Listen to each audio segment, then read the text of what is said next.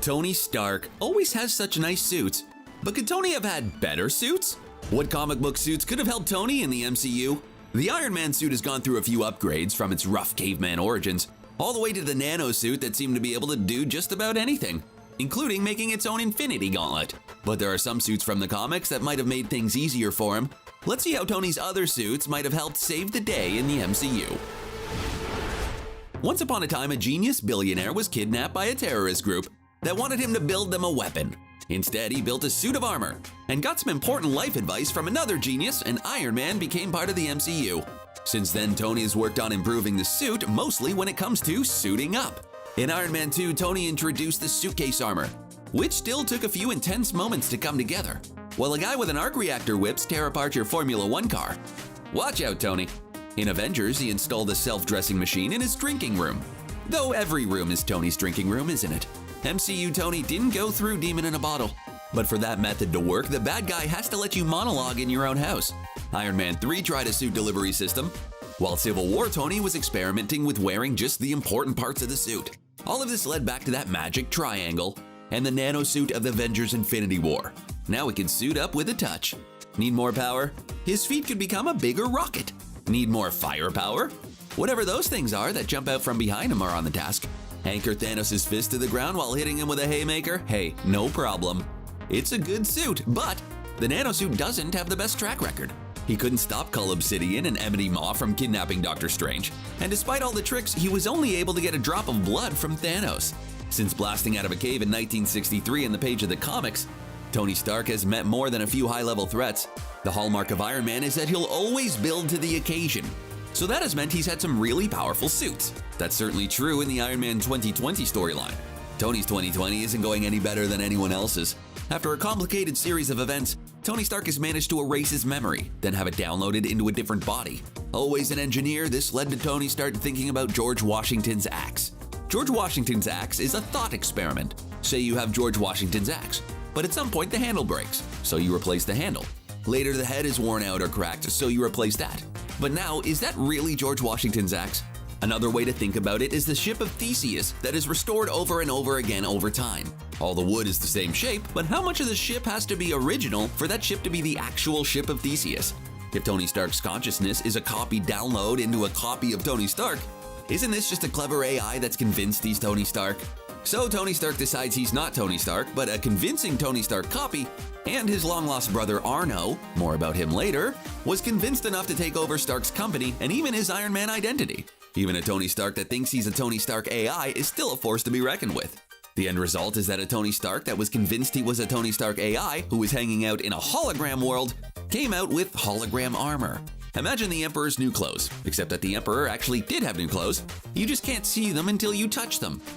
Actually, wait, don't imagine that. It makes the story so much weirder.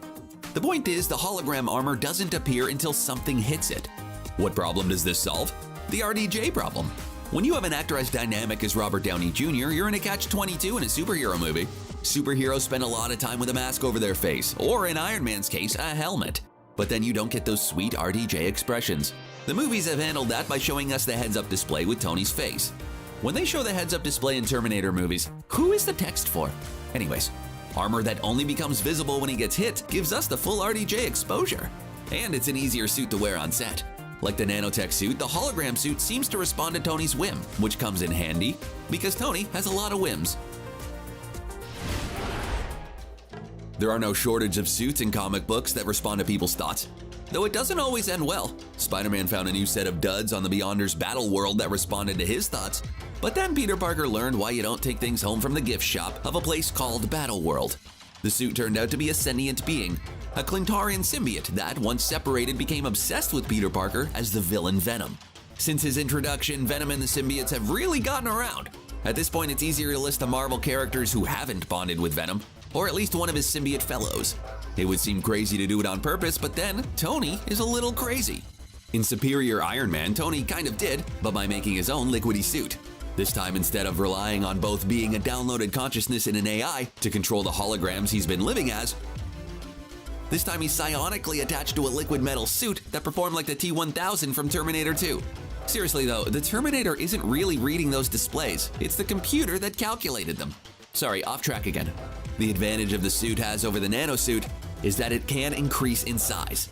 Imagine that a code green goes wrong, and the Hulk is renewing a section of downtown Johannesburg like in Age of Ultron. Instead of having to summon Veronica, the suit can bulk up for the Hulk on the spot. Considering how fast the Hulk goes from 0 to punchy, that time saved can come in handy. There's someone who can tell Tony exactly what it's like to be on the receiving end of a Hulk out, and that's a pair of Asgardian brothers. While they can take a hit, neither of them are big fans. But Asgardians are not unfamiliar with big hitters. They've got their own way to deal with the big hitter threats, and one of those ways is a special material, Uru. Marvel has a lot of super metals. Adamantium is part of what makes Wolverine so unstoppable. Vibranium has helped make Wakanda a technological wonderland. Uru is the magic metal of the dwarves of Nidavellir, and the material that Thor's hammer is made of. Tony's bleeding edge armor was a lot like the nanosuit from Infinity War and Endgame, but when he had to go up against a bunch of Asgardians who were turned bad guy, he went to the dwarves of Nidavellir and gave his bleeding edge suit an Uru upgrade. Naturally, that makes his armor that much stronger. But before Tony gets too confident with that, he should have a conversation with Thor about his sister and what she did to his hammer. There's always stronger, isn't there? But it does have one distinct advantage. The armor was magic. Not in that Arthur C. Clarke, any sufficiently advanced science will appear as magic kind of way, but in the Asgard is magic kind of way. Could magic have been the edge against Thanos? Well, it kind of was. The Sorcerer Supreme saw the future that defeated Thanos, and the other sorcerers did all the assembling for that final throwdown with Thanos. Magic is handy. Advanced technology is handy. There's one threat that is almost certainly on the horizon who knows that these are two great tastes that taste great together, and that's Doctor Doom. He managed to turn a magic and technology combo that's tied up the Fantastic Four for decades. Of course, for Tony Stark to use magic tech armor against a magic tech character like Doctor Doom, he has to survive to get to Doom. So remember that long-lost brother we talked about Tony had? Well, it's a long story. You know the routine. Bred to be a defender of Earth, has to hide out in Iron Lung, later emerges and takes out his brother's business when his brother becomes convinced he's really an AI. You see it all the time. While Tony was in the digital realm thinking he was a robot Tony, and not just Tony, he did what Tonys do, robot or not, and came up with some cool suits. Before the holograph suit, he came up with the Godbuster suit. We've had a lot of suits that respond to Tony's thoughts and are limited only by Tony's imagination, but why stop there? The Godbuster armor was actually built beyond Tony's abilities. In a way, the Godbuster armor exceeds his own ample imagination. No small feat. Tony recognized the problem he's been dealing with since forever. Once he creates something, something will take it and do something bad with it. So he destroyed the armor to prevent anyone else from getting the technology. That is, until his long-lost kind of brother took over his business and used remnants of the armor to reconstruct it. Complete with giant gears as igliots for some reason, Tony could have used some of that edge in the fight against Thanos. But a Titan is a big thing to take down, and the Infinity Stones make that so much harder. Busting gods might not be good enough. Tony needed some help from the God Killer suit. The God Killer suit isn't even Tony's design, but that doesn't mean he didn't put a little Tony Stark stink on a new version. The original God Killer suit was built by the Aspirants to help them take on the Celestials. Celestials are super powerful beings in a universe of super powerful people. In the MCU, Peter Quill's dad is one. So is the Game Master, the being that held the two most powerful Avengers as gladiators. Ne'er-do-wells of the galaxy do their shady business in the floating head of a Celestial. With that kind of power, even the Uru is not going to make a difference. You need something big, not just honeycomb big, but celestial big.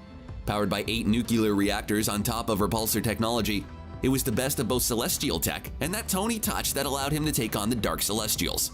That should be more than enough to not only match a Mad Titan, but also the hungriest hippo of them all, Galactus. With the Fantastic Four joining the MCU at some undetermined point, it's only a matter of time before the big guy needs to feed. No need to rely on a faithless herald. The God Killer Mark II armor is up to the task. Unfortunately, in the battle with the Dark Celestials, the armor was destroyed. But you know, Iron Man armor gets destroyed a lot. Like a lot.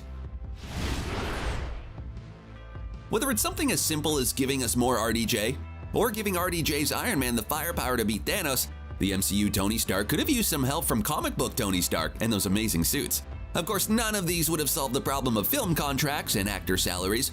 You can't afford me.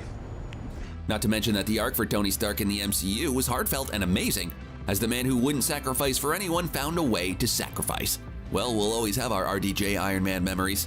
You don't want to undo your noble sacrifice just for another dip in the pool, like the Terminator. I mean, the same computer that creates the text is the one who would read it, so why the extra step? Sorry, everybody.